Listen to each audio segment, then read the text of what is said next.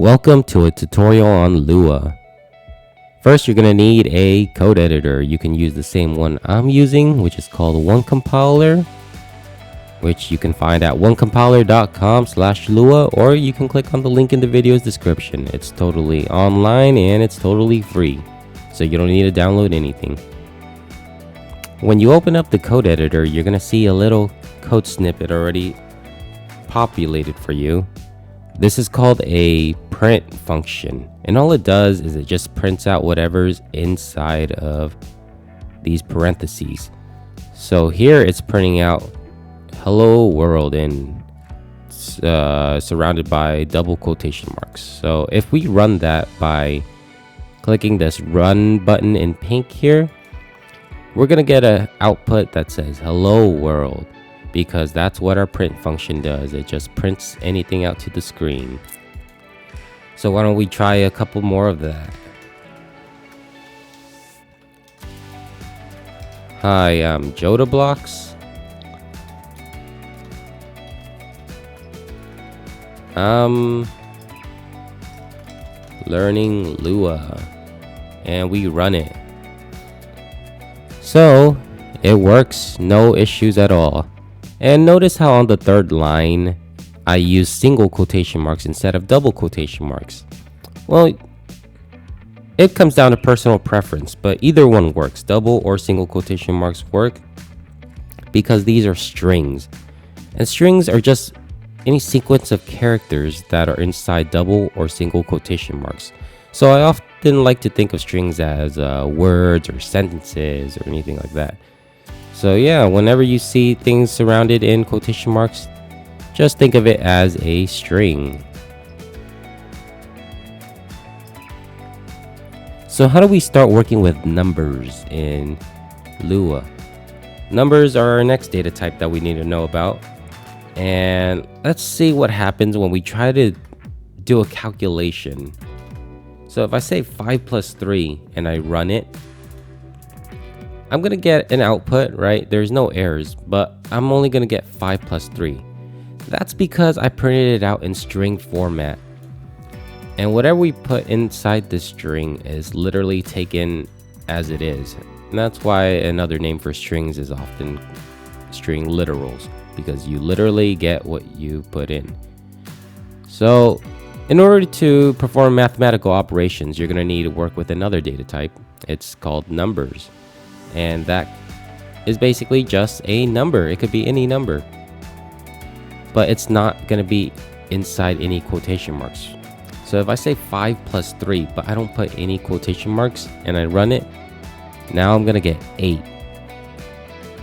Now let's try that with other math operators, like minus. 6 minus 2 is 4, correct? We're gonna do a multiplication. 3 times 3, which, by the way, this asterisk symbol is the multiplication operator in most programming languages. So we're gonna run that and we're gonna get 9. And then to divide, you're gonna use a /. So 4 divided by 2 is 2.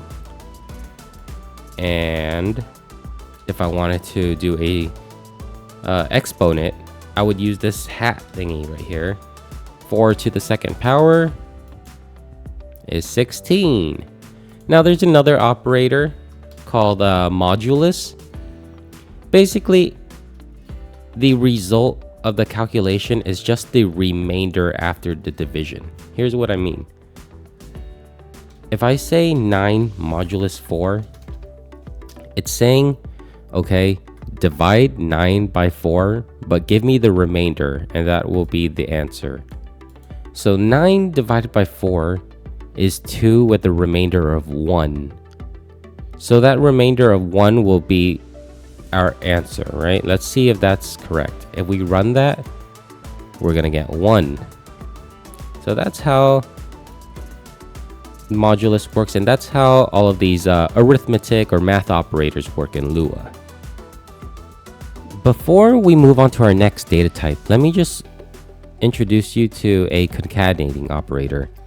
And let's just start by saying this milk is $5. And let's run that. This milk is $5 is what we got as our output. Well, we can't do any calculations on this, right? Because even the 5 in here is inside of these quotation marks. So it's just seen as a string.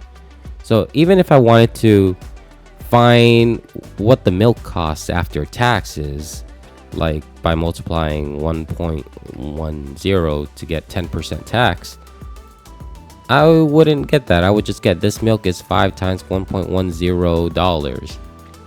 So what I would do is I would take this out and join that as a number onto the string.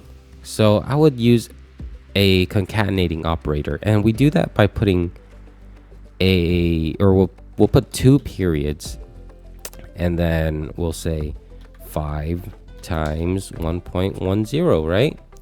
So these two things are concatenating operators, which lets us join the string to the number.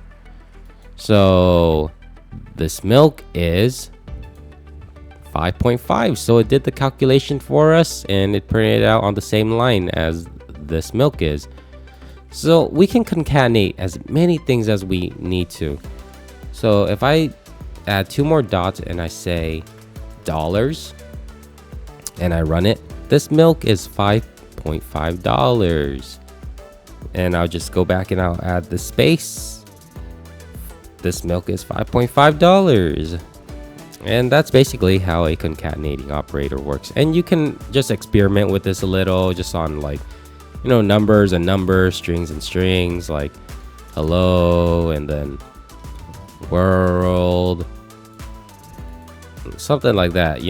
Just play around with that and yeah, get the hang of that. Another data type that's good to know about is nil. And nil is spelled NIL. And basically it represents nothing. It's non-existent. And don't get this confused with 0, because unlike nil, 0 is actually an integer. It's a whole number. So if I try to add something to nil, like 10 plus nil, and I try to print that out, let's run this. It's gonna say attempt to perform arithmetic on a nil. So yeah, you're gonna get an error because you can't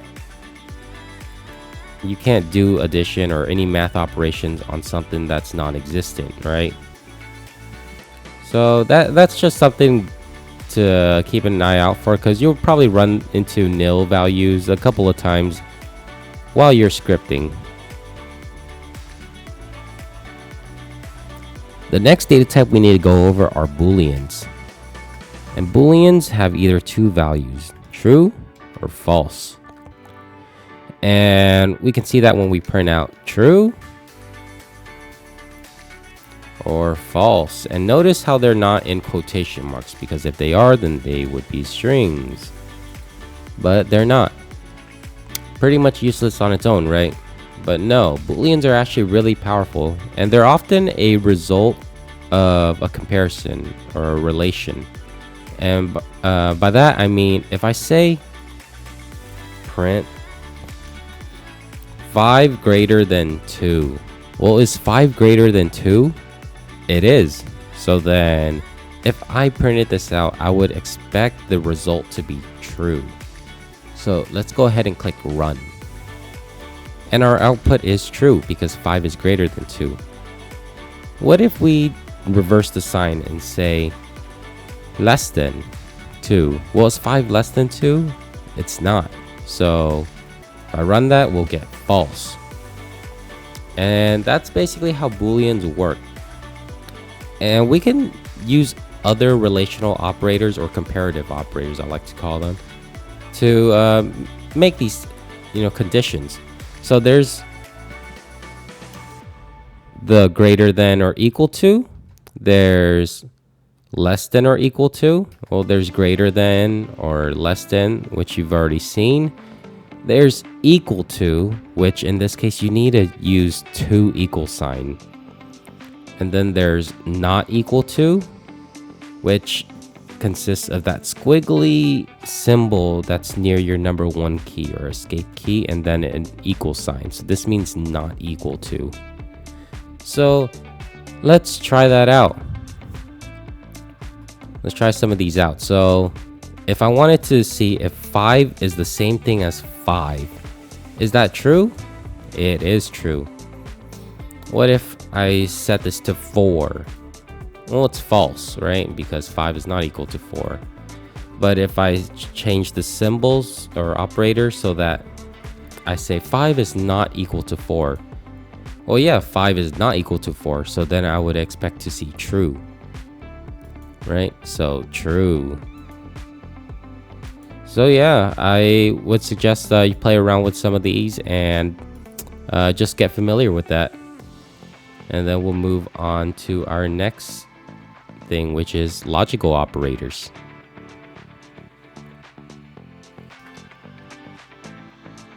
Instead of just working with one condition as we previously did when we did something like, 5 is greater than 2, we can actually check for multiple conditions, and we do this by using logical operators. And there's 3 types of logical operators. That's and, or, and not. So let's start with and. So if I say and, it allows me to check for 2 or more conditions that all need to come out as true. So for the sake of demonstration, I'm going to say 6 is greater than 3. So we know that 5 is greater than 2, right? And 6 is definitely greater than 3. Therefore, both of these conditions come out to be true.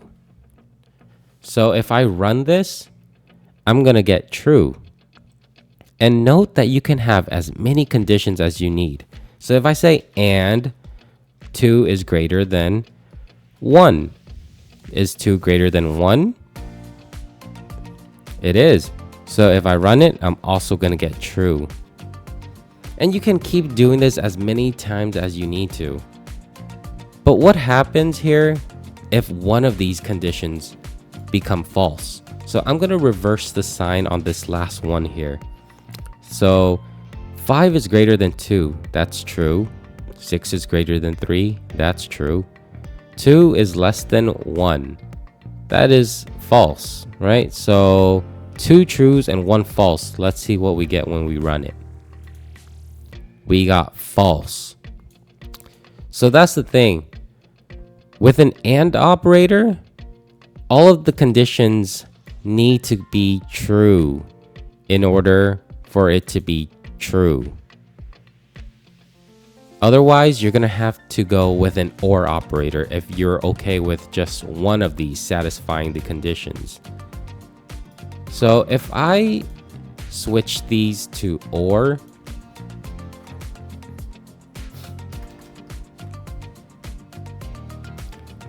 and I run it, now we get true because one of these, at least one of these, became true. So even if I made this false, so 5 is still greater than 2, 6 is not greater than 3, or 6 is less than 3 according to here, and 2 is less than 1 according to here, which these two are both false, we're still gonna get true because one of these satisfied the condition, so it came out to be true. What happens if I say not? So a not basically reverses whatever result we got.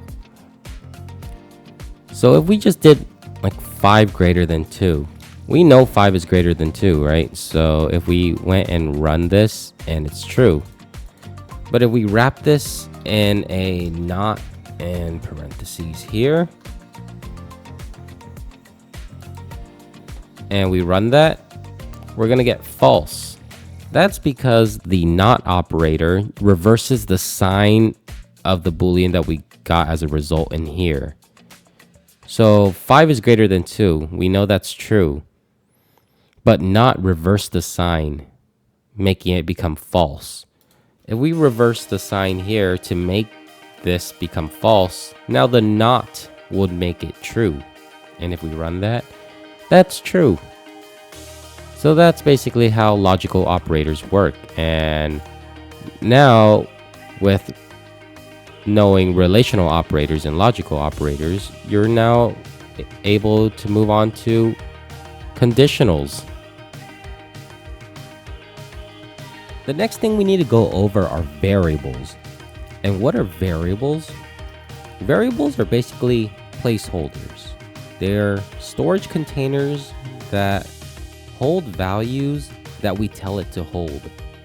So for example, to create a variable, we just need to give it a name. It could be anything we want. We can call it X, Y, Z, name, or whatever we want. For the sake of simplicity, we'll just call it X for now.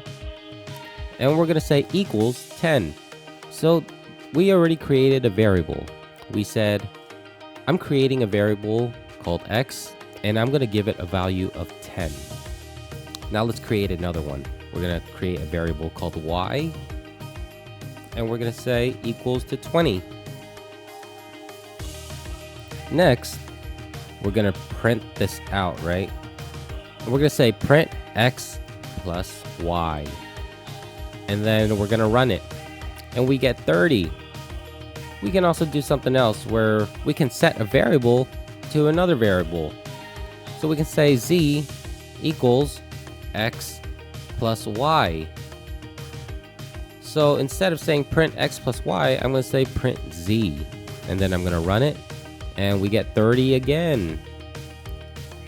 Now, that's basically it for variables. I mean, you can set it equal to a number, you can set it to a string, you can set it to a Boolean, you can even set it to a nil. For example, if I say, let's start out with this. I'm gonna say, hi, my name is Jodablox. And I was born in the year 1920. And then I run that. We get our string just as we expected, right? So what if we wanted these to be populated dynamically, depending on what our variable was? Because it could be anyone, right? It could be another person. It could be my mom. It could be, could be my grandchildren. It could be my great-great-grandchildren. It could be whatever's. So I'm going to take this out, and I'm going to take this out because I know I can convert these into variables, right? So I know we have a name variable now, and we're gonna have a year variable. So I'm gonna say name. So I'm creating a variable called name, and I'm gonna say Jodablox,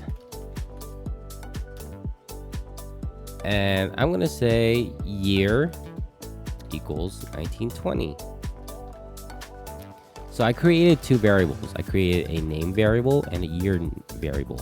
And that's the thing with variables. You always want it to be as specific as you can so that when someone else that's, coding with you, when they're reading your code, they can understand what these variables mean. If you just named it X or Y, it's like, how is anyone gonna figure out what that's supposed to mean? Unless they do some detective work. But always try to keep your variable names as specific as possible to what you're trying to do. So back to the print statement. Here, I'm gonna delete this Jodablox, and I'm gonna put a quotation mark right there. So hi, my name is its own string, and then I'm gonna concatenate the name variable. Now notice I didn't put any quotes on the name because name is a variable. And then I'm going to concatenate that to, and I was born in the year, which will be another string. And then I'm going to put two more dots for a concatenating operator. And I'm going to say year. So hi, my name is name variable and I was born in the year variable. Let's try running that. Great, now we got the same output. So that's how it works. Now if I wanted to change something like the name, I can change it to mom year 2023, and I run it. Now it says, hi, my name is mom and I was born in the year 2023. And it was that simple. I just needed to replace the variable value. And yeah, that's basically how the variables work. And so what we've worked with so far are what we call global variables, right? So right now, I wouldn't really say you need to know both kind of variables, but it's really good to know because you will be using both kinds and you need to know how they both work. Right now, you've been working with global variables. That means these variables can be accessed from anywhere inside of your program. But then there's also another type of variable called local variables. And these are important, especially when you're going to do other things like scripting in Roblox, for example. You're going to be working with a lot of local variables. And to do that, you're going to do the same thing as you did with global variables. To set a variable, you just say local. You're going to give the variable a name, let's say X, and you're just going to set it to a value. Basically the same thing as a global variable, right? Except there's just that prefixing local keyword that you needed to add. And this will be important later on, but for now, just know that there are two variables that you're going to need to know. Now that you've learned about Booleans, relational operators, and logical operators, you're ready to hop into conditional statements. And conditional statements are often referred to as if statements or if-else statements, and it basically just allows you to give your program a little sense of reasoning and logic. So you're saying if something qualifies or if some condition is true, then run this code. If not, then run this other code. So here's how it works.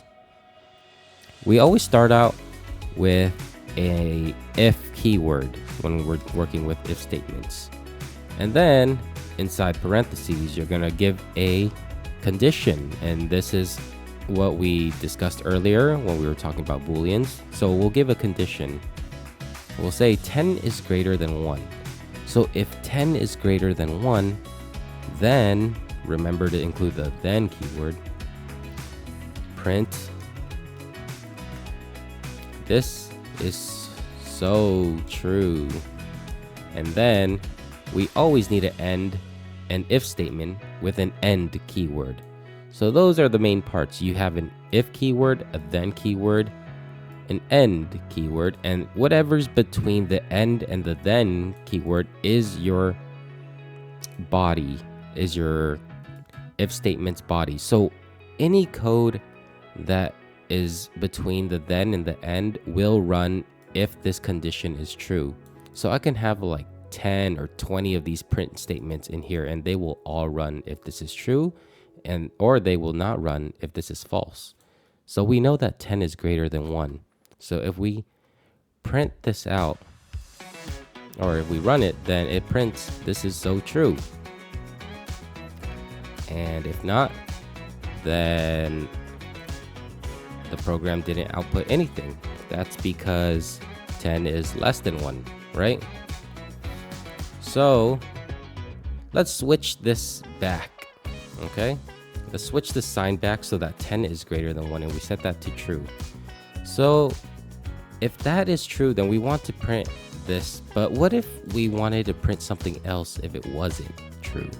Then we would say else. Else is another keyword that comes before the end and after the then. And in here, there's also another body of code, right? So we'll say print not true. So here's how it works now. It's gonna read this condition, and if it's true, if 10 is greater than 1, then it's gonna print this is so true. And then that's it. It's not gonna run this else body. But if we switch this to 10 is less than 1, then this is false. So then it won't print this is true. It's gonna go to the else and it's gonna say print not true. And now let's try that. Let's run. And it says not true because it says if 10 is less than 1, then print this is so true. Otherwise, print not true. So now it print not true. And that's the way if-else statements work.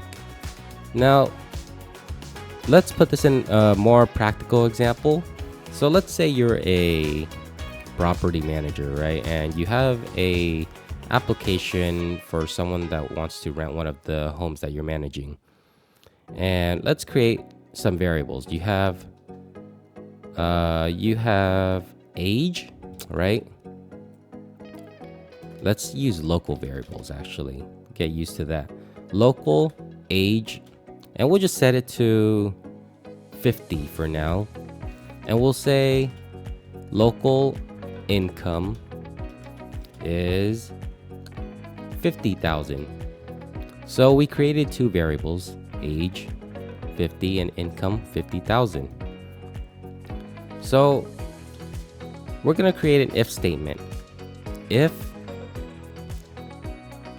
the person applying or the applicant is over 55 years old, or they have an income of less than 40,000, then we consider their application. If not, then we decline their application. So here's how we do that. We say if age is greater than or equal to, because we want to include all the people that are age 55, right? Or income is less than or equal to 40,000, then print you have qualified. Else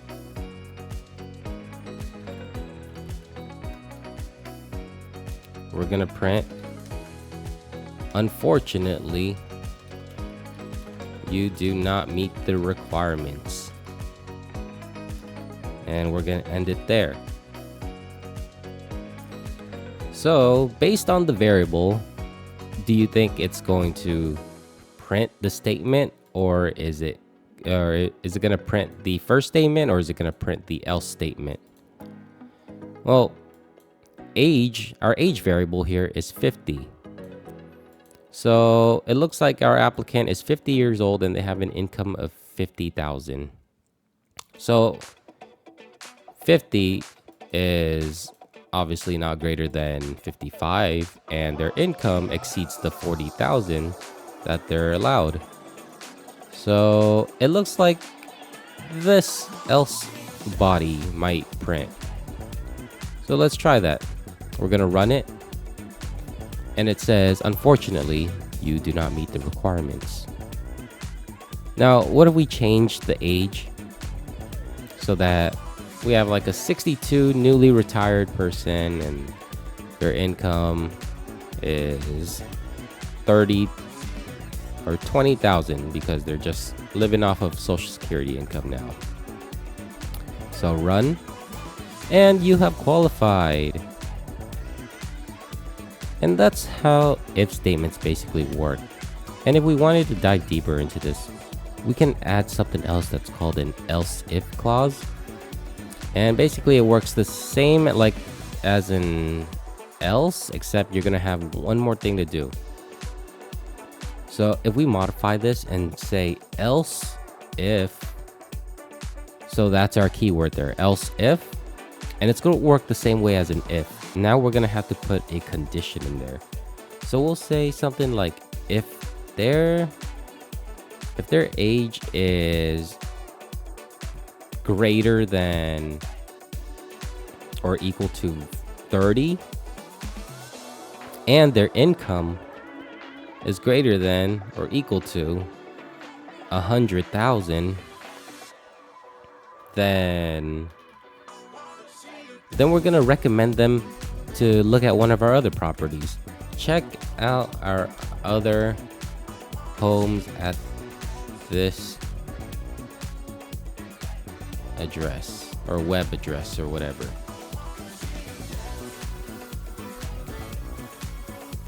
And then we're gonna go modify our variables just so that it qualifies for this. So we're gonna have this at 45, for example, and we'll have our income at 120,000. So let's look at this before we run it.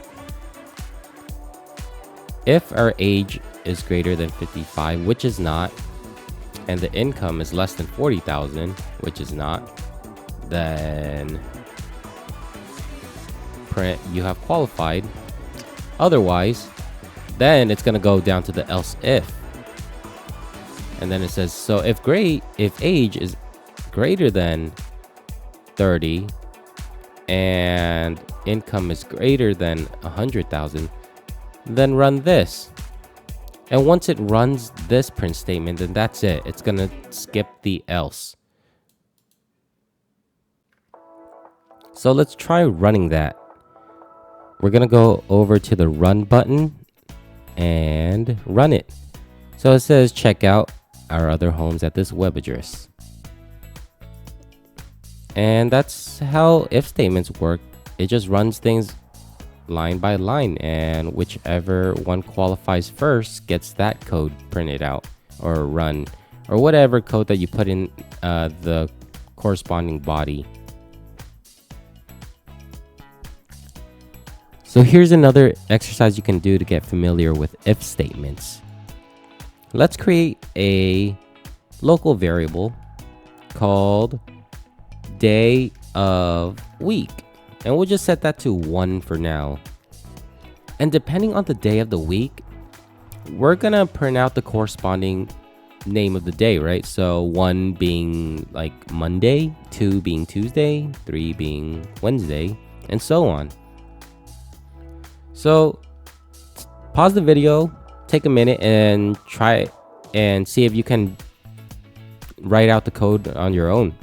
And I'd say that's the best way to learn. And if you can't, then just come back to this video and see how I do it. All right. Well, let's get into it.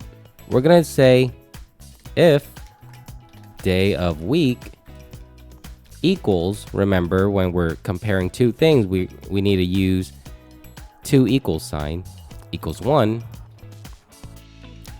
then print Monday. Else if day of week equals 2, then print Tuesday. Else if day of week equals 3, then print Wednesday. And if you see where I'm going with this, then feel free to pause the video and see if you can do the rest on your own. If not, you just feel free to keep following along. Else if day of week equals 4, then print Thursday. Else if day of week equals 5, then print Friday. Else if day of week equals 6, then print Saturday. And we're almost there. else if day of week equals 7, then print Sunday. And then we can just add a final else condition to say if none of the above conditions qualify, if none of them are true, then we're gonna say not a valid day. And we're gonna always end with an end keyword. All right, and I'm gonna put a line there just to read better. All right, and so right now our variable is set to 1. So if we run this, we can expect to see Monday, right? Let's run it. Monday. Now if we change it to, let's say, 4, then we get Thursday, because we said if day of week equals 4, then print Thursday. How about if we changed it to 6? Saturday. But what if we put something that doesn't, it's not in here, like 65, and I run it, it says not a valid day because we didn't give a condition for 65. So when none of these qualified, it just went to the else statement and it said not a valid day. And yeah, I hope you enjoyed that exercise and keep on practicing. Let's talk about loops. And loops help us become more efficient programmers because it helps us with repeating tasks without having to type out the same line of codes over and over again. Let me show you what I mean. We'll start with our hello world print statement, right? What if you wanted to print this out 10 times? Well, some people would just do this, right? They would just copy this 10 times, Control C, Control V, right? That's simple. But what if you wanted to do that 100 times or 1,000 times? Well, then doing Control paste or copy and paste is not going to be really efficient, is it? And then in the end, you're just going to have a whole thousands of lines of code just saying hello world, and that's going to look really ugly. And in the coding world, less is more. And so here's how we would do it with loops. One of the first loops we'll talk about is the while loop. And you do that with a while keyword. And after the while keyword, you're going to put a condition. This is going to be your Boolean right here. So remember how we did like a 5 is greater than 3, something like that. 10 is greater than 1. Or we can even say true for this example. While true, because that's a Boolean. And then we're going to say do. You can keep do there, but I'm just going to say do down here just to make it look neater. And over here, I'm going to put end. So between do and end, this right here is going to be called our loop body. And while this condition here is true, whatever's in this loop body is going to keep running. It's going to keep running until it's false. So I'm going to say print hello world. And then we're going to try to run this. And if I run this, you can see that we have a bunch of hello worlds printed out, right? And typically if you do this on like a local code editor, you might end up crashing your computer if it's not the best computer. But because we're using an online based one, they've put some limits in place so that you can't do that. You can't crash their website. And so here you're giving an error, so which it kind of stopped the loop from going, but virtually this would go on forever and ever, infinitely. That's why something like this, when you see a while true statement, it's called an infinite loop. So while this is true. Well, this is always going to be true because we're not doing anything to make it false. It's going to print hello world forever. So what happens if we do another condition, right? Let's say, let's do the 10 plus or 10 greater than 1 again. If we run that, what do you think is going to happen? Well, 10 is always greater than 1, right? If we run that, we're going to get the same thing because 10 will never be less than 1. Let's just change that up right here. Let's reverse it so that 1 is less than 10. Well, 1's always less than 10, so that's always true, right? But here's how we would put a check in there so that every time it runs this loop body, we're going to place a variable here that increments this variable by 1. And so every time the loop body runs, it's going to keep getting closer and closer to 10. So by the time it reaches 10, it's going to stop. So let me show you what I mean. I'm going to create a variable called I, and we're going to set it equal to 1. And instead of 1 right here, we're going to say I. So while I is less than 10, print hello world. And we're going to go right underneath the print hello world, and we're going to say I equals I plus 1, or you can plus however many times. And now whenever this loop body runs, it's gonna, for the first time, it's gonna say, so while 1 is less than 10, print hello world. And then we're gonna say I, which is 1, is equal to I plus 1. So now I is going to equal 2. So 2 is still less than 10, right? And so it's gonna run it again, and then now it's gonna say I is I plus 1, but now I is 10 or is 2. So now it's going to be 2, I equals 2 plus 1. So now I becomes 3.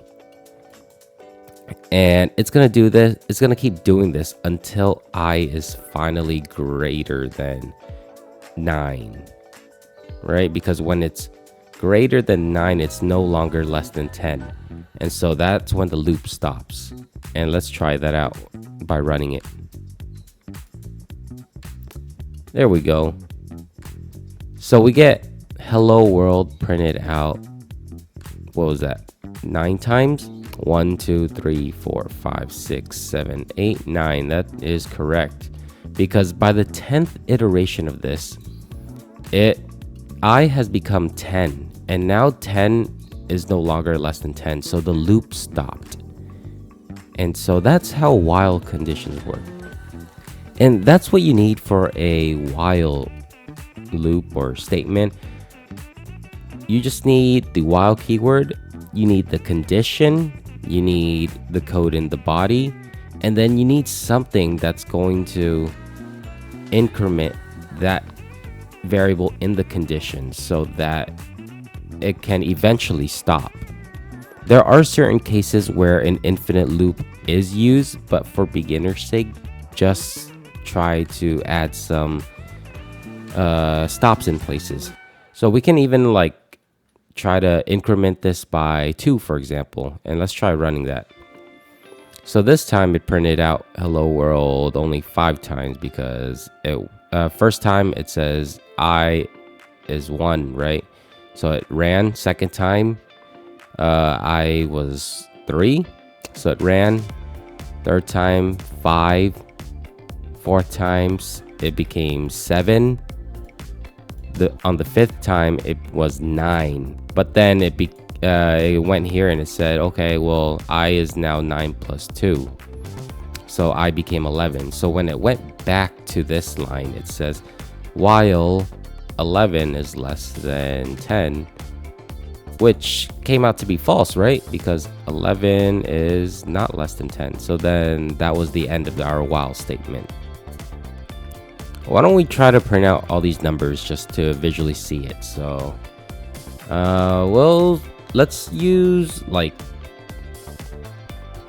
Let's use 15 for our limiter here, and then we'll just get rid of this print hello world, but instead we'll print I. So every time the loop runs, it's going to print I. And let's see what it does now. Okay, 1, 2, 3. It only went up to 14, right? Because when it's 15, it's not less than 15 anymore. So it's not going to run. What if at a certain point I wanted to break out of this loop? What if, let's say at the number 8, we wanted to not run this loop anymore. We're gonna stop it. We can add a if condition in here, or an if statement in here, to make that happen. So we do that by using our if keyword, if you remember, with our parentheses. Then we'll do then. I like setting it up beforehand, so that's why you're seeing me write all this out first. So if I is equal to, what did I say? Did I say 8? Then we're gonna say, we're gonna print out stopping our loop, because that's when we want to stop our loop, when I is equal to 8. And then we are going to break. And this is another keyword in Lua that you need to know. So what break does, it breaks out of the current loop that it's in. So if this condition meets and we say break, then that means it's going to break out of this while loop and it's not going to run it anymore. Let me show you what I mean. Let's run the code. And because we didn't keep our print statement, it didn't show us the other numbers. Let's go back here and then print I. Yep. Let's click on run. So 1, 2, 3, 4, 5, 6, 7, 8. And so it went to the eighth iteration. 1, 2, 3, 4, 5, 6, 7, 8. And then it says, well, right now is I equal to 8? Well, it is. So then we're going to print our stopping our loop, and then we're going to break out of this while loop. And yeah, that's basically how while loops work. I'd recommend just keep practicing. Just play with this variable, like set this equal to 3, set it equal to like 10, whatever you need. Change this to whatever number you need it to be. Change the signs. And then, yeah, just play around with that and get used to it. And let me know how that goes in the comments. You've just learned about while loops. Now you can learn about repeat until loops. Now this loop is very similar to a while loop. There's just one very subtle difference. So the way you write it out is a bit different as well. So here's how you do it. You're going to start off by creating a variable again, right? We'll call it I again, and we'll set it equal to 1 or whatever number you'd like. And then we're going to say repeat. And you can either stay on that line or skip a line. I like to skip a line just to be a bit more neat. And then we're going to say until. So you remember how in the previous lesson with the while loop, between the do and the end, right here, it was our loop body, right? Well, in here, between the repeat and until is going to be our loop body. And we'll just say print I. And we'll say until I is equal to 10. So here's what it's doing. It's saying repeat this statement until I equals to 10. I is currently 1, right? What happens if we run it? It's gonna keep going forever and ever, right? Because we're not doing anything with it. So what do? That's right, we have to add an extra line that increments that variable. So here we'll say I equals I plus 1. And keep in mind, you don't always have to increment up. There's some cases where you need to increment down and, you know, increment by 2, 3. It's not always going to be just like 1. But keep playing around with that and you'll get the hang of it. So here, I'm going to run it. And it's going to say 1, 2, 3, 4, 5, 6, 7, 8, 9. So when this reached 10, or when this reached 9, it printed 9, right? But then it went here and it says, okay, now 10, or I equals 9 plus 1, which is now 10. So now that I is 10, 10 is equal to 10. So now it's not going to repeat it anymore. That's why we stopped at 9. And that's basically how repeat until loops work. Here's what sets this apart from a while loop though. Let's change this to 10. And then we're just going to get rid of this line right here for now. And we're going to print, or we're going to run it, okay? So I'm going to run it, and we're going to see 10. Now, why would it already print 10 if we're saying repeat this code until I is equal to 10, but I is already equal to 10? Well, that's because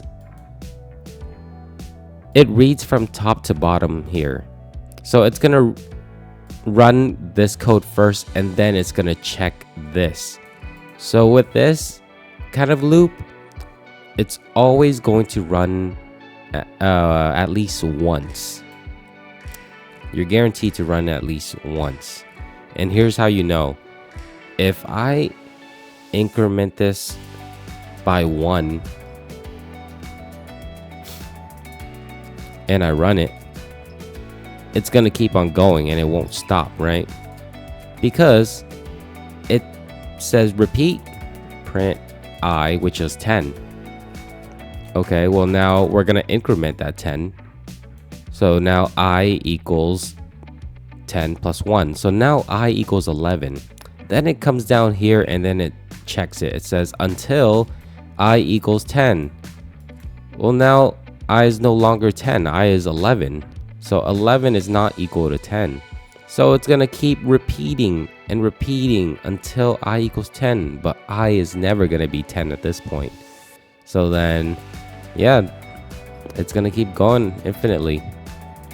And yeah, that's basically how repeat until loops work. It's also known as a do-while loop in other programming languages. Time to learn about for loops. Now, for loops is another control flow similar to while loops, except where in while loops, it can potentially go on infinitely. In for loop, you're specifying a definite range already. Now, let me show you what I mean. You know how in a while loop, you're given a condition? Well, X is... well, you're defining a variable outside, right? You're saying X equals 1 while X is less than 10. Do this, print hello, and then you're gonna say X equals X plus 1, and then you're gonna end, right? And you notice how to increment it, in order to get our while loop to eventually end, you need to have this in here, right? To have X increment. Well, a for loop is different than that. Very minor though. In a for loop, you have the for keyword. You initialize your variable in here as well. I equals 1. You're going to put a comma, and now your second one is your minimum or maximum value. So this is your range right here. This is how many times you want this for loop to run. So I'm going to set it equal to 10. Your third one, so you're going to put another comma. This is going to be your increment value. So if I put 1, it's saying every time this for loop runs, I want this I right here. I want that to increment by 1. So it's going to be 2 the second time it runs, then 3, then 4, then 5. Well, I can also set this increment value to whatever I need it to be. I can set it to 2, 3, 4, whatever I need it to increment up to. But for now, I'm going to set it to 1. And if you leave this third one blank, it just increments by 1 by default. But for the sake of visualization, we'll put that 1 there. And then similar to a while loop, we have our do keyword, and then we have our end keyword. And inside here is our loop body. And if we print, we'll print I. We'll print our index. And note that when you work with a range, like from 1 here, 1 to 10, that means this 10 is included in that range. So here's what I mean. If I run it, it's going to print from 1 all the way to 10, right? Because 10 is included. Now that's how a for loop works. And what's nice about a for loop is that you can increment however many times, or you can increment by, every other number. So it'll be 1, 3, 5, 7, 9, just like this. You can make this incrementer like a 3. So it'll increment by 3 next. So it jumps from 1 to 4, and 4 to 7, and then 7 to 10. Or you can have your starting position be whatever you want. You can have it start at like 5, for example, and increment by 2. So now it'll be 5, 7, and 9. And the other nice thing about a for loop is you can increment negatively as well. So let's say we want to count down. I'll have my index start at 10 this time. My I variable in here is at 10. Now note that you can call this I anything. I can call it even like count, for example. Just got to change this to count. Now the starting position now is at 10, right? Now I want my value, my min or max value, to be at 1. I want it to stop at 1. Now for our increment value, we don't want to just keep it at 1 or 2, right? If we have it at 1, it's never going to reach 1 because it's going to count upwards, but we're already at 10. We need it to count down to 1. So how do we do that? We just need to make it a negative increment, so that every time this loop runs, we're going to increment this down. So count becomes 9, then it becomes 8, then it becomes 7, all the way until it becomes 1. So here, let's run this. So now it becomes 10, 9, 8, 7, 6, 5, 4, 3, 2, 1, just like we expected. And that's one of the nice things about for loops. You can negatively increment, you can increment backwards, forwards, and increment however many times you want. If I set this to -2, be 10 down to 2, 10, 8, 6, 4, 2. And yeah, that's a quick introduction to for loops. Now we're going to learn about functions. And functions are so useful when coding because it simplifies your code so that you're not repeating your code a bunch of times. So if you know that you're going to be repeating some lines of codes, you should put it in a function and call that function when you're ready to use it, or in places that you think you're going to use it. So here's what I mean. Imagine if you're trying to calculate an average between two numbers, right? And you want to make sure that they are numbers, otherwise you can't calculate it. So if I say A equals 5 and B equals 3, and I write an if statement, I'm going to say if type A equals number and type B equals number, then print they are both numbers. So let's try to run this and see what we get. So we get they are both numbers because remember we have the type function that checks the value that gets put in and then returns what the data type the value that's being put in is. So in this case we put in A. Well, what's A? If we look here, A equals 5, and 5 is the number 5, right? So type confirms that it's a number, and then it confirmed that B is also a number. So then it went and said they are both numbers. Well, now instead of just saying they're both numbers, we want to calculate the average between the two of them. All right, so we're gonna say, well, now local, we're gonna create a local variable now, C, and we're gonna say C is 5 plus 3, or 5 equals, C equals A plus B, and then we're gonna divide that by 2 and make sure to wrap these in parentheses because PEMDAS, you know? So C will be the average, and now we want to print out the average, so we're gonna say print C.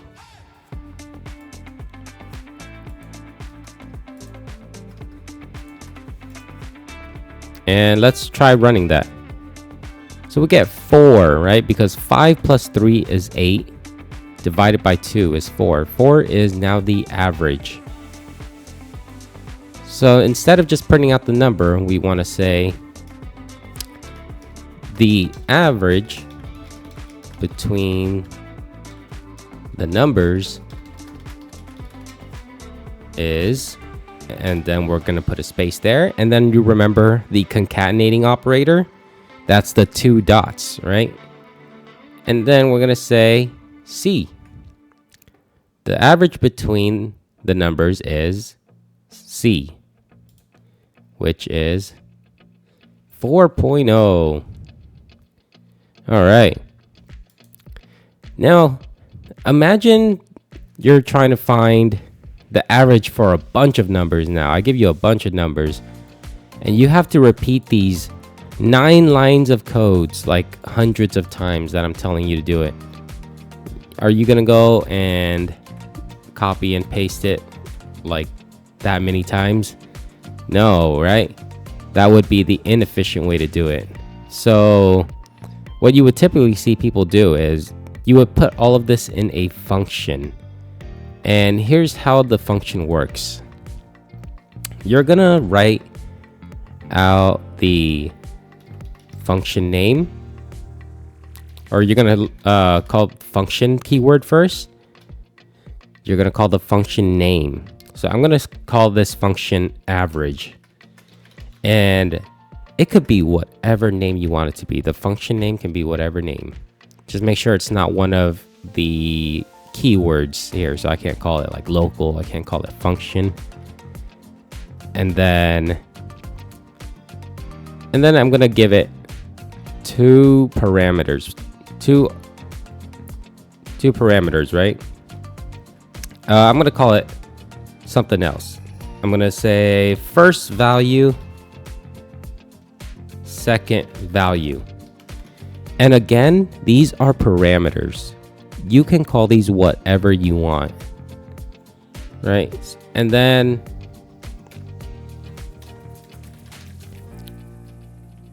in here is your function body. And basically, you want to repeat this in here. And if I go ahead and I copy this and I put it in here, and gonna space things out a little to make it neat. Gonna delete this. And inside here, I'm gonna replace all the things that I see that say A. I'm gonna replace it with first value.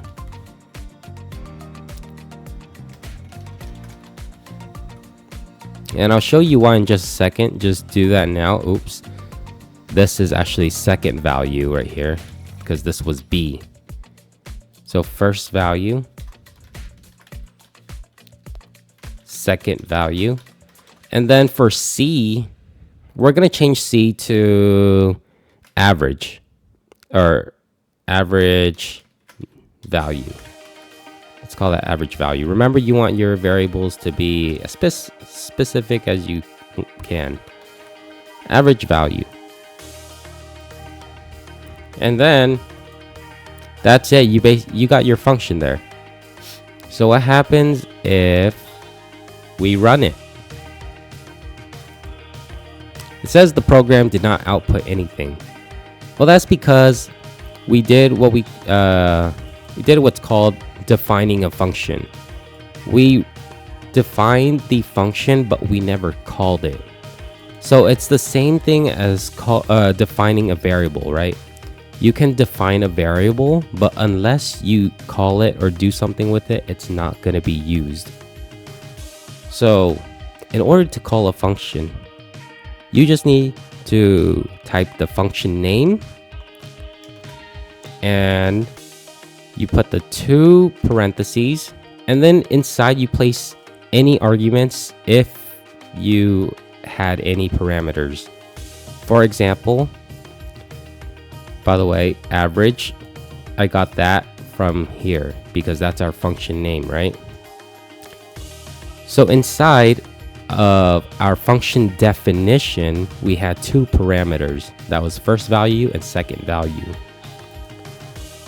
Outside of that, we're going to call it arguments because now we're passing in arguments to fulfill those parameters.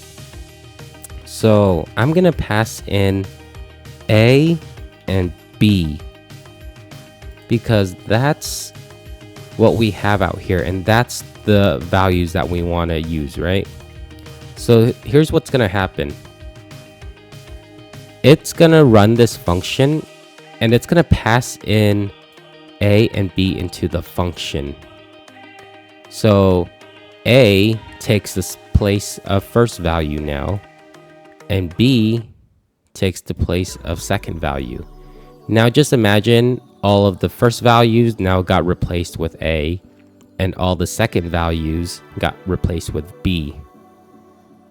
So now it's going to say, okay, if type A equals number and type B equals number, then average value equals A plus B divided by 2. Let's try that. Let's run. And we got our output. The average between the two numbers is 4.0. And this is why it's so neat, because you can reuse this function as many times as you need to. So if I wanted to, I can say average. And I can keep calling average right here. And I'll pass in 2 values every time. So here's some randoms.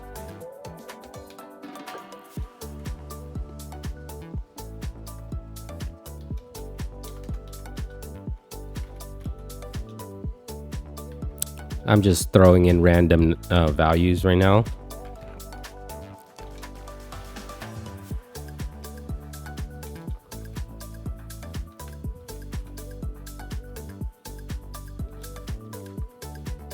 All right, here's me running it now. And look how many times that we ran this function. So we did this, we basically ran this if statement. How many times here? Like 8 times? 8 times, but we only had to call the function. We didn't have to write all these lines of code and make our code editor look all cluttered, right?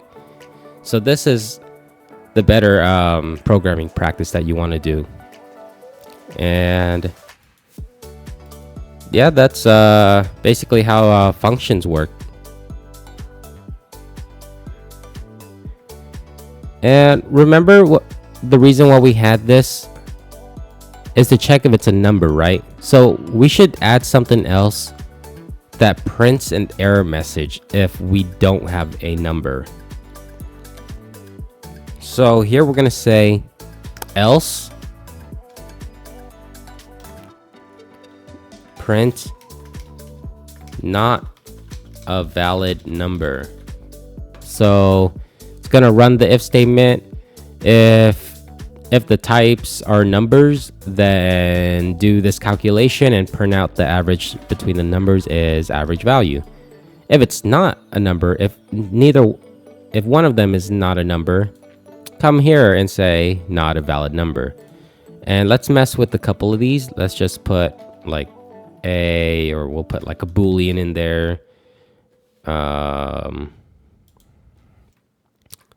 We'll put like, I don't know, some random string, and let's run it now.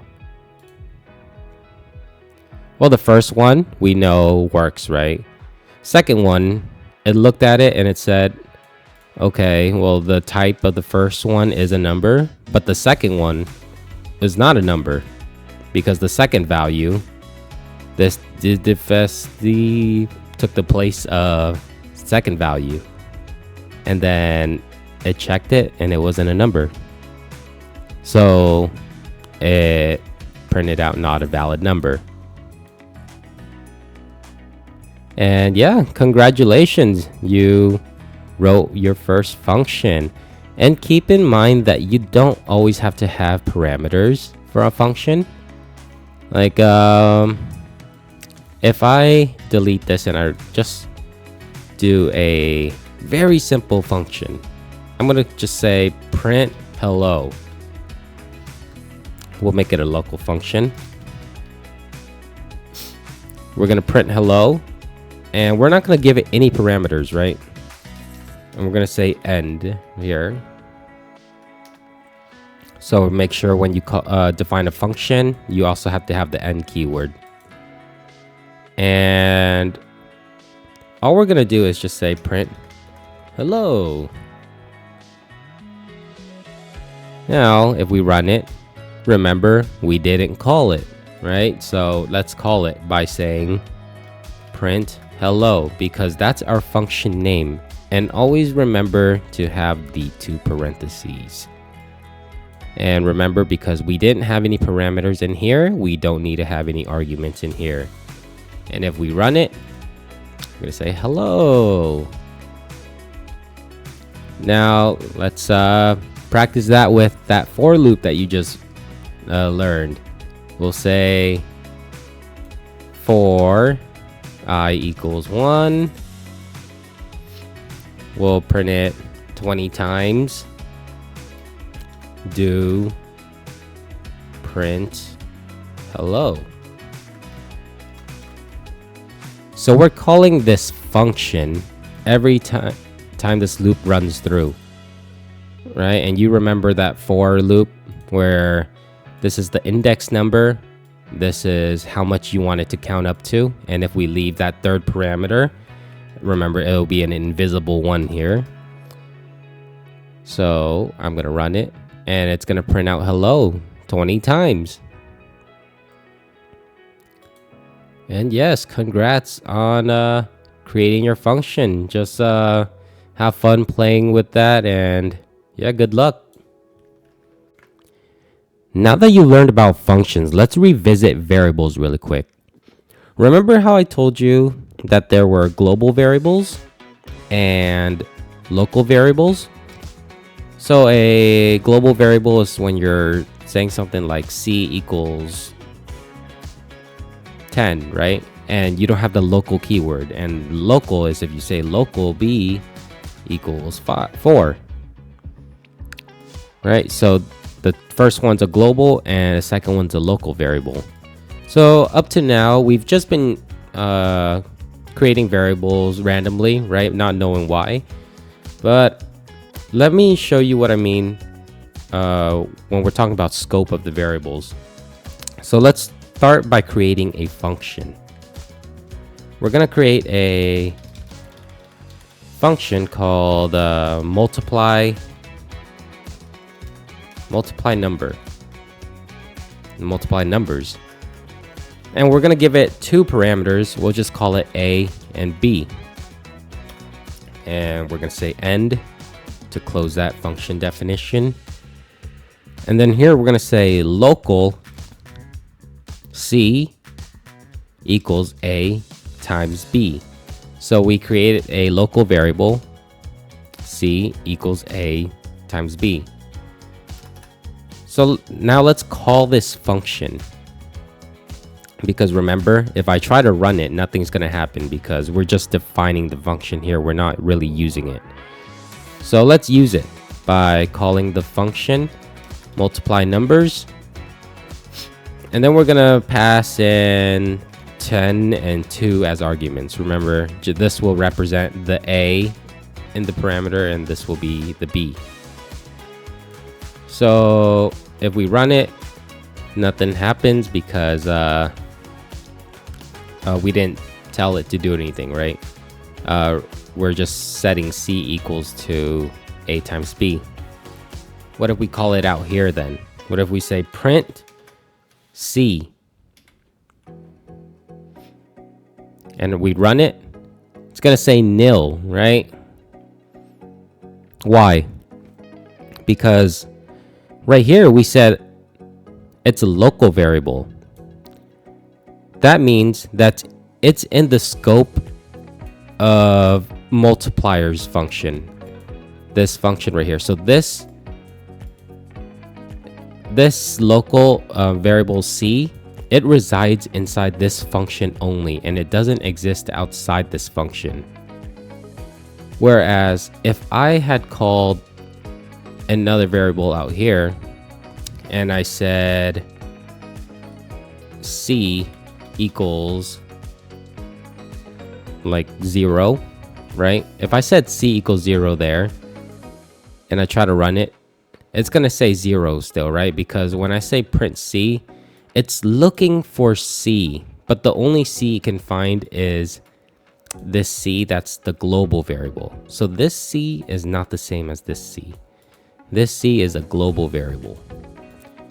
But if I get rid of this global variable or local keyword and now I run it, now it's gonna print out 20, right? Because now C here is the global variable and it accessed this variable that was outside, that was called a global variable, which can be accessed anywhere in your program.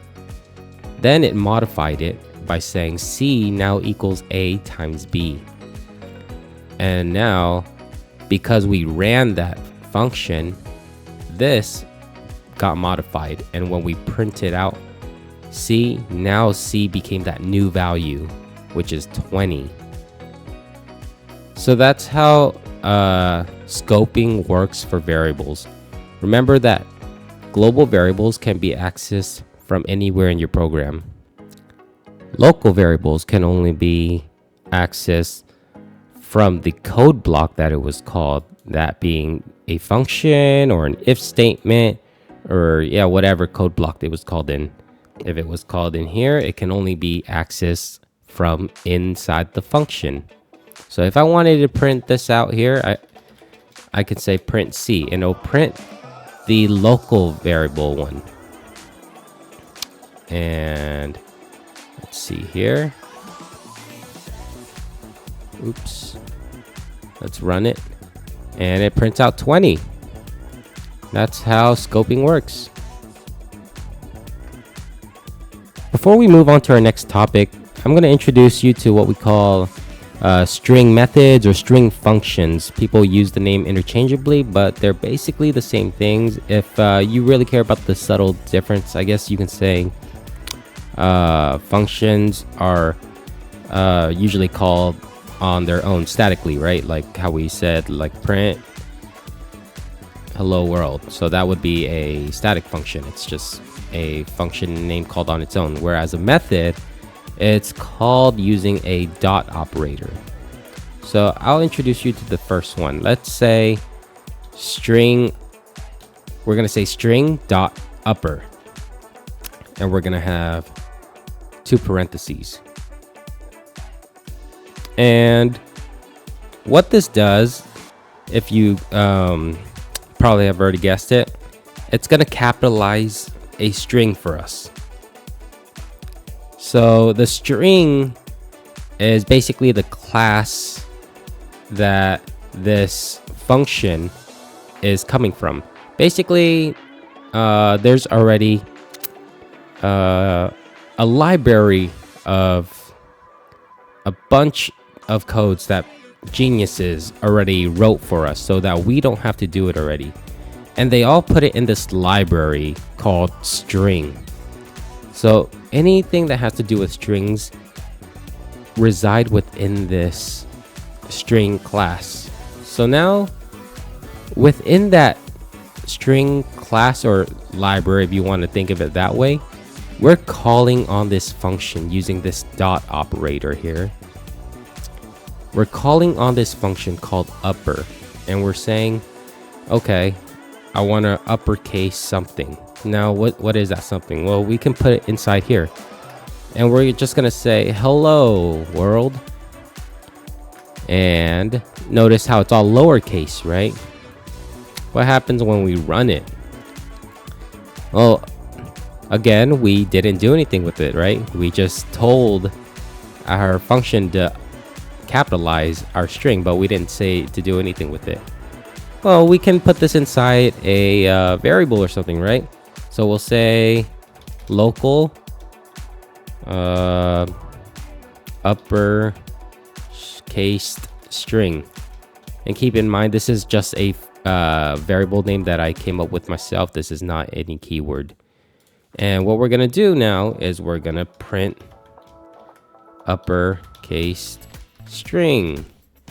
We're gonna print out our variable, and we're gonna run it. Now, when we ran it, we got hello world in capital letters, because that's what this string dot upper function did for us, our method. And there's a lot of these pre-written functions or methods that have already been written for us by really smart people.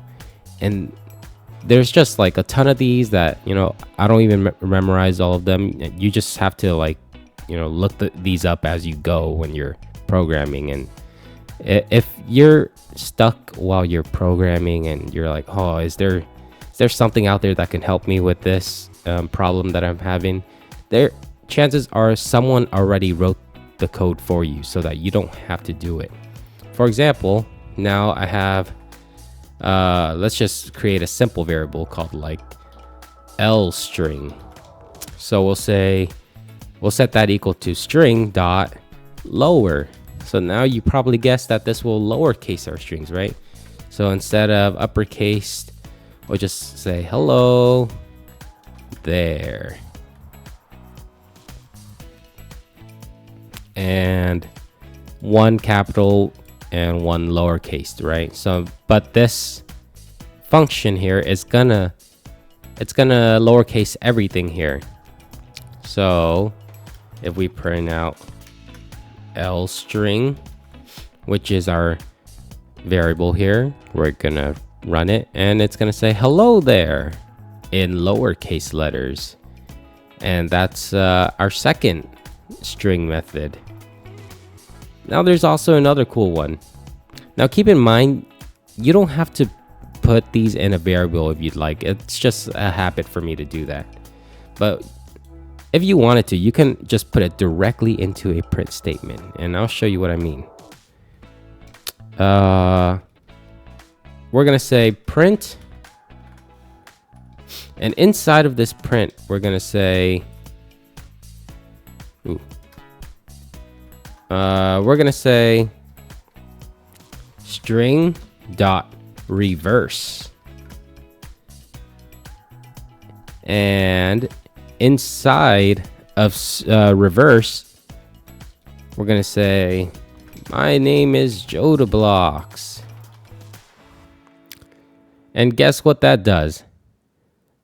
Yep, it's gonna reverse the string, so everything's gonna be written backwards now.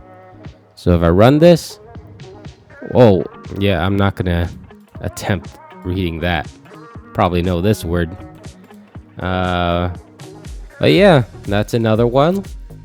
Another one that's really useful is the length method. So if I do print string dot len, short for length, and we're just gonna say like I'm learning so much, and we print that, it's gonna say 19. And why is that? That's because it's counting every single character that's inside the string, including the empty spaces, because these spaces count as characters. And how is this useful? Well, basically, if you're trying to do like a conditional or a control flow, and you want it to be based off the string length, then this will be the perfect method for that. Like I could say, if string dot length is Johnny, then print, or my bad, we have to go here and we have to say less than 4 or 5,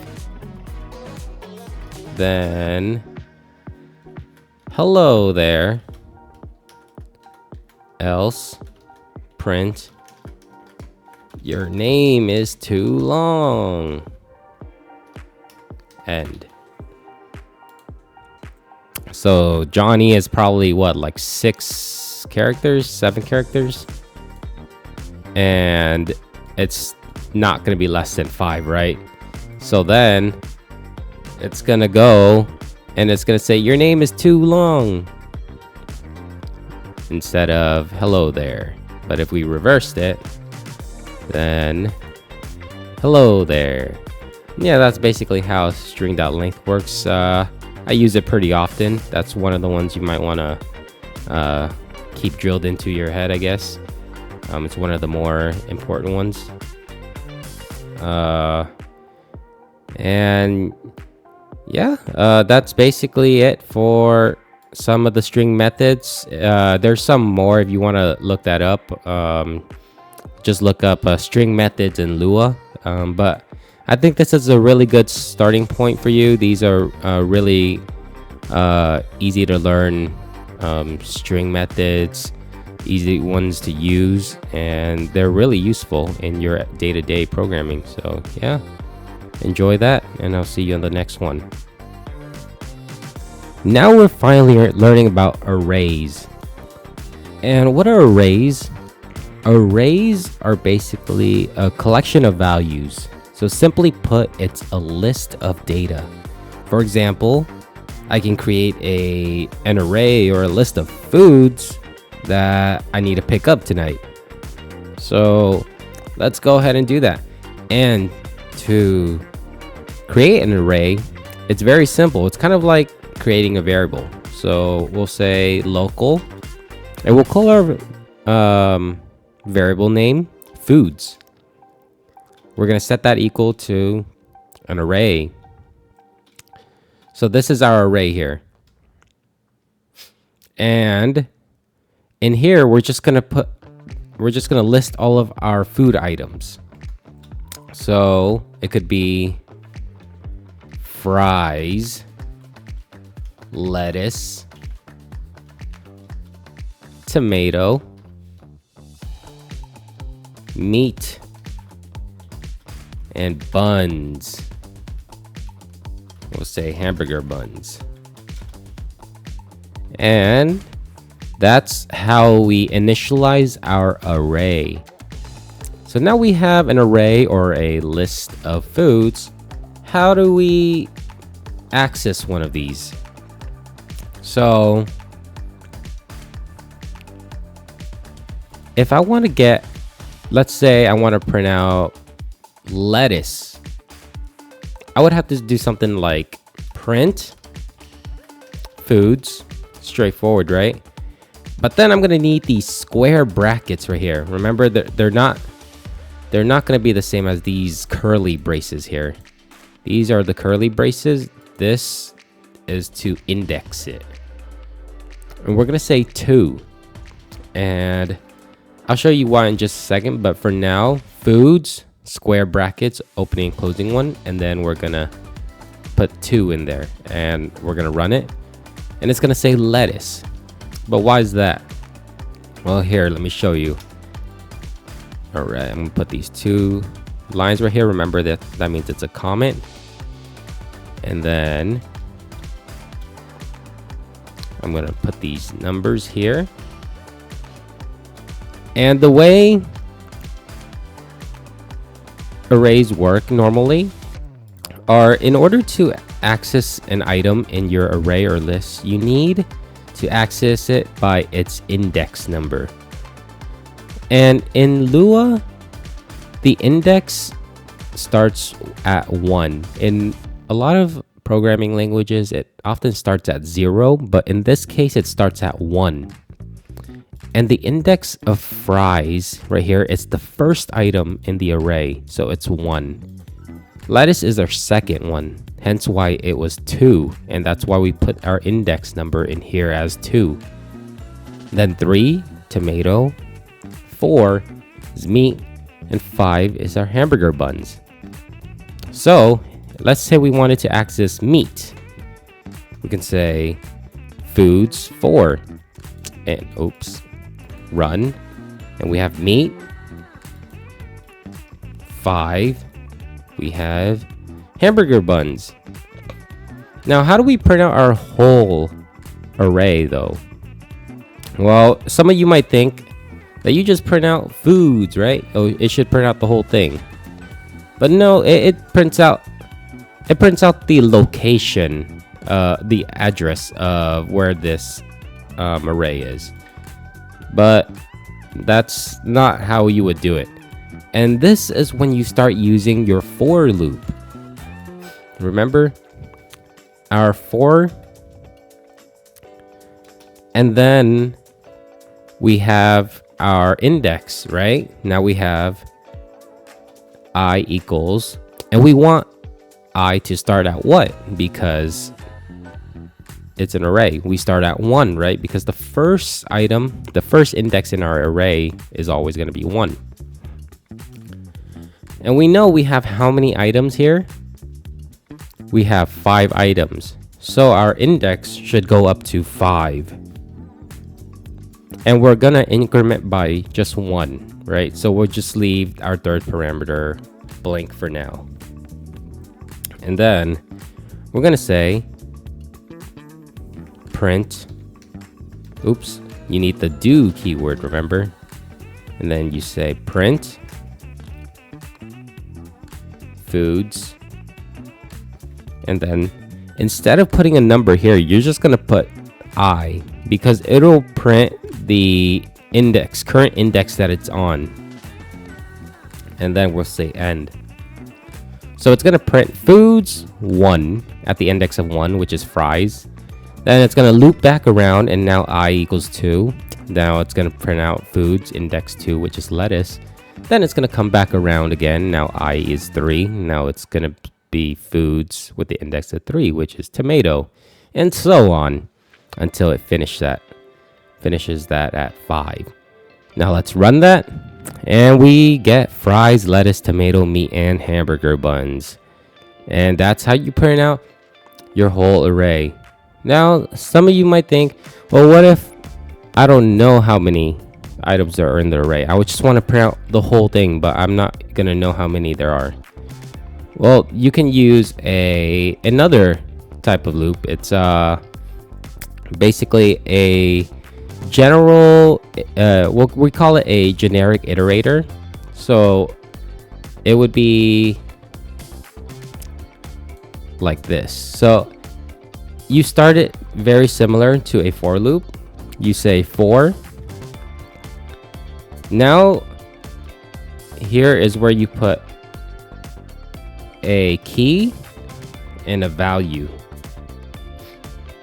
Now this is important when you're working with tables, which you'll know in the next lesson, but for now just know that there's a key and a value, and then we're gonna say in is a keyword, and we're gonna say I pairs, which is also a keyword. In the parentheses here, you're gonna put the array name. In this case is foods, and then we're gonna say do, just like a regular for loop, and we're gonna have the end keyword as well. Now here we're gonna print, we can just print the value if you want. You don't have to print the key, but let's see what happens when we print the key and the value together. So we're gonna print the key, and we'll concatenate, we'll put a space between them, and then we'll just put a colon right here. Actually, we'll put a colon. So a key, we'll join a colon to it, and then we'll join the value on. And let's see what we get. So we get 1 fries, 2 lettuce, 3 tomatoes, 4 meat, 5 hamburger buns. And we didn't have to specify like any, like, you know, min, max values. We didn't have to increment, specify an increment. It just basically, whatever you put into here, it's gonna loop through every single element in the list, and it's gonna take the key, which you can call anything you'd like, and then the value. You need to have the 2 values here, and then this will take on the index that it's currently on, which why you see 1, 2, 3, 4, 5, and then the value, which is the element in the array. So that's why you see the value on the right side right here. So again, you can call this whatever you want. A lot of times you'll see something like this. So people don't like using their keys, or people don't use their keys that often. So they'll often put a blank spot like that, and they'll just say V or something. It could be anything. So here I can just print V. If I run that, I get fries, lettuce, tomato, meat, hamburger buns. And that's basically an overview of arrays and lists for now. Before I introduce you to tables, let me introduce you to some array methods. So remember how you learned about string methods? Well, this you can use for arrays. So let's create our array again, and we'll have just random foods like, you know, hamburger, steak, fries, lettuce, sushi.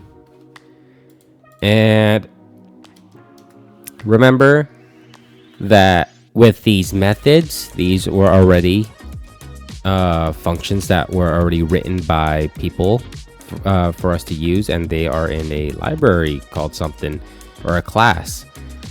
So in the other one, we call this string. Here, we're going to call it table. That's because it's used really interchangeably, tables and arrays here. But they are different. But these methods are mainly used for arrays. So let's say I wanted to print out all of the elements together, right? Without looping through everything. I can say print, or I'll say local. We'll just create a simple X variable and we'll say equals table.concat. So remember, concat is short for concatenate. So that means it's gonna join together every array element. And we'll say foods. And our second argument here is our delimiter. So here, well, you can add like, you know, a tab or whatever, but I'm gonna just separate them with this space. And if I run it, nothing's gonna happen because we just defined the variable. We didn't do anything. So now we'll print it out with print X, and let's run it. Now it printed out hamburger, steak, fries, lettuce, sushi. What happens if I put a comma in here? So now it's separated by a comma and a space, right? We can do something. We can even separate it with like a vertical line, like that. And now it's separated with a vertical line. So that's what the concat does. It takes all of the elements in the given array. So we put our foods array in here. We told our function to separate it using this. We want a space. We want this vertical line, and we want another space to separate each element. If we didn't have anything, it would have just let's see, does that work? Yeah. If we didn't have anything, we just put foods. It joined everything together without any delimiter or any spaces. So that's what our second parameter or argument's for. So we'll just separate that for now. So it joins everything and it puts it into a string. It returns it as a string, and that's when we store that string into our X variable. So that's our concat method. We can also use another one of these methods called the sort method. So if I wanted to, let's say, sort our array alphabetically, I can say table.sort, and then I put in our array name, which is foods. And now notice how I'm not putting it into a variable or anything. It's going to sort the array, and foods is now sorted. Now I'm going to print that out, and instead of hamburger, steak, fries, lettuce, sushi, now you're going to see it printed in alphabetical order. If I run that, it's fries, hamburger, lettuce, steak, and sushi. It's printed alphabetically now. What if I wanted to remove something? So let's take out, or I'm gonna comment this sort here, and I'm gonna say table dot remove foods, and I'm gonna say 1. So here's what I'm doing. I'm using this method called remove, or this function called remove from that table class, right? Remember that library I was talking about? The library where a bunch of people are already created code for us that we can use. This is one of them. The remove method is going to remove from the foods array. We're going to remove at the index position of whatever I give it. So at index number 1, what's at index number 1? Well, that's hamburgers, right? So after I remove it, when I print it out, you're gonna see that hamburger is no longer there. Let's see that. Now, when we print it out, steak, fries, lettuce, sushi, hamburger is gone. And likewise, we can do it at any other position, right? So we can do it at, let's say we want to get rid of fries, and that is at position 3, right? So at index 3, we're going to remove fries. Now we no longer see fries on the list. And if we wanted to remove sushi, we would say 5, because that's our 5th element, or 5th index. And that's how you remove items in an array or a list. Now, how do you add items to a list? Well, it's very similar. So let me comment this out, and we're gonna do basically the same thing. We're gonna have table dot, instead of remove, we insert. And in insert, we're gonna put the table name, or I mean the array name.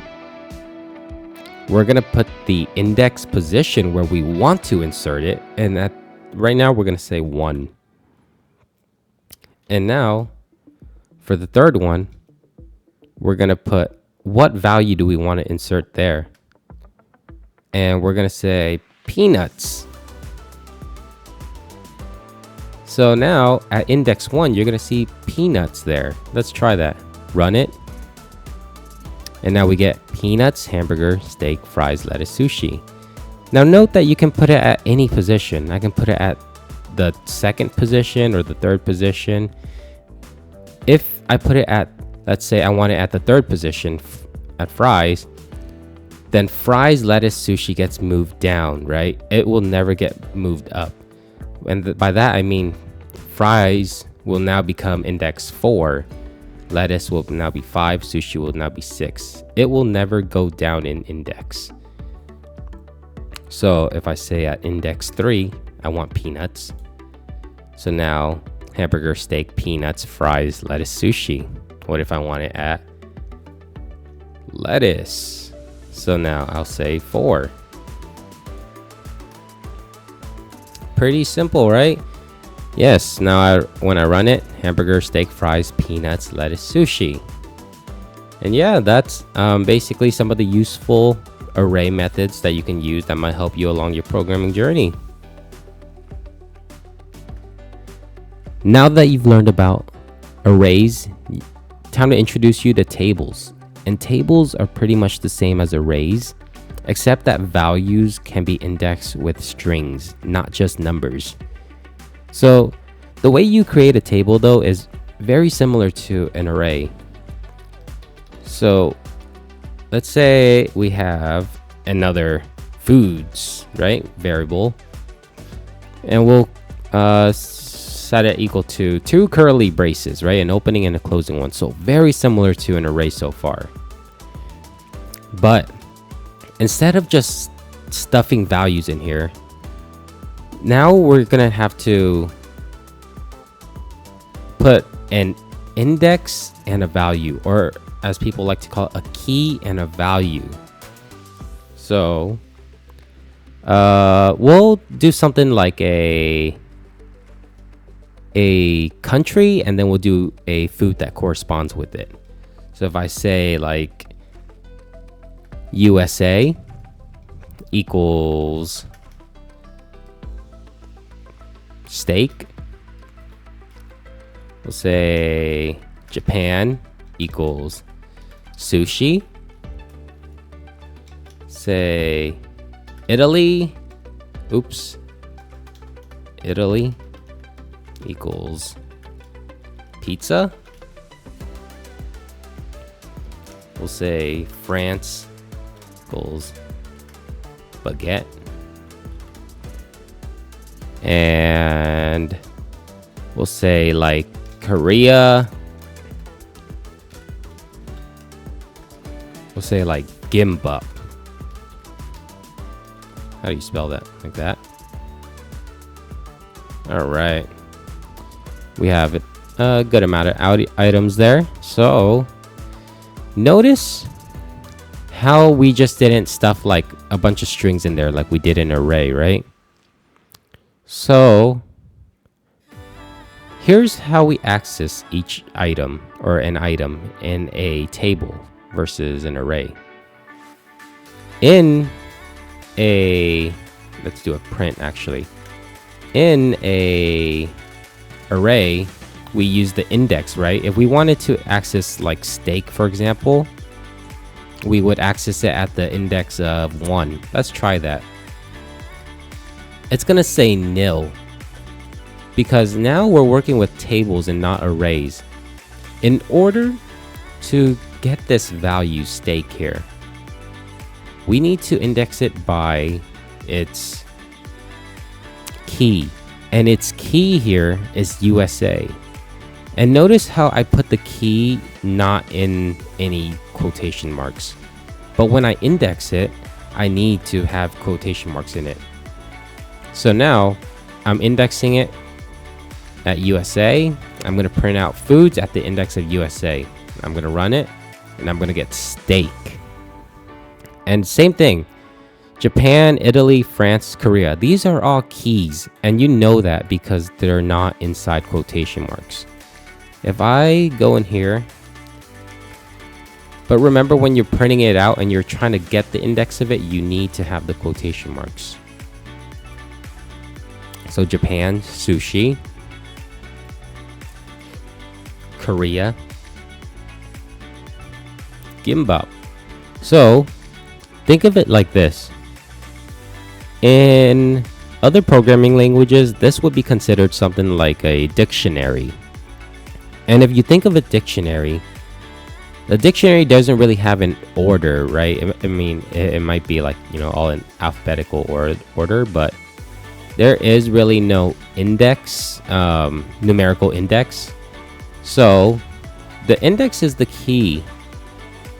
And if you want to look up a definition of something, you have to find the word, right? So think of USA here as the word, and steak is the definition, and foods is that dictionary that you're looking in. So now if I wanted to go into my dictionary, my foods dictionary, and then I wanted to look up my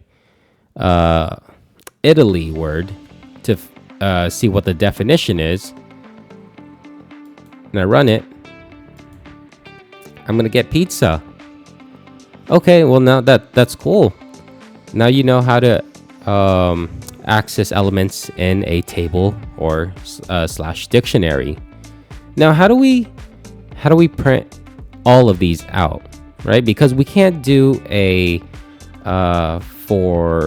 regular for loop anymore like we did, because we're not using regular numerical indexes, right? Well, now you can use the generic iterator that I introduced to you last time. Remember when we had the for and we had a key and a value, right? Now this starts to make sense because now we have a key and a value. So for key value in our keyword, I pairs, and then we're gonna have foods in here, so I pairs, and then we have foods inside the parentheses. We're gonna say do, and here we're gonna say print, and we'll have our key, And we'll concatenate this colon there.